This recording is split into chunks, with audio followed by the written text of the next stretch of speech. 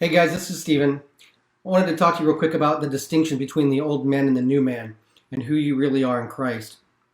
If you look at Colossians 3, 9 through 11, verse 9 says, "Do not lie to one another, since you laid aside the old self with its evil practices." If you notice here, it says that you have to lay aside the old self. You have to put down the old man. Okay, it's a choice that you have to make. You have to take him off. Okay.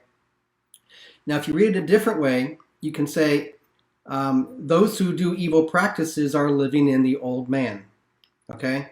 So, if you're practicing evil, you're in the old man. People who are angry, upset, doing all those things like that, they are practicing evil and they are living out of the old man. Okay?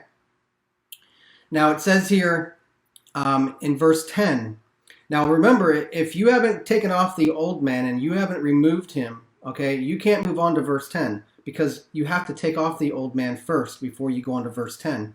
And verse 10 says, "And have put on the new self, who is being renewed to a true knowledge according to the image of the one who created him."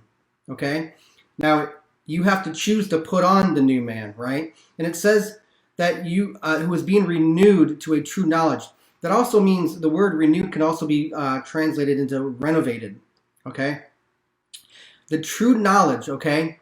The true knowledge is the new man, okay? And the true knowledge does not come from man or doctrine or wisdom of this world or your neighbor or your physicians or whoever, okay? In James 3:15, it says that any wisdom that's not from above is carnal and demonic and earthly, okay? So the new man needs to practice the true knowledge of who you are, okay? Now, and what does it say as far as where that knowledge comes from? It says according to the image of the one who created him, okay? Now, that doesn't come from your parents' DNA, okay? That's not their image, okay? It's in the image of the according to the one who created you, okay? So verse 11 says, a renewal in which there is no distinction between Greek and Jew, circumcised and uncircumcised, barbarian, Scythian, slave, and freeman, but Christ is all and in all. Okay? So there's no similarity between anyone. Okay? The renewal of Christ is in all. Okay? So you have to look at yourself and say, do I look like Christ today? If I don't look like Christ today, who am I looking like? Okay? Who are my neighbors seeing me as? Who is the teacher at school seeing me as? Okay? Are they seeing me in the old man or are they seeing me in the new man?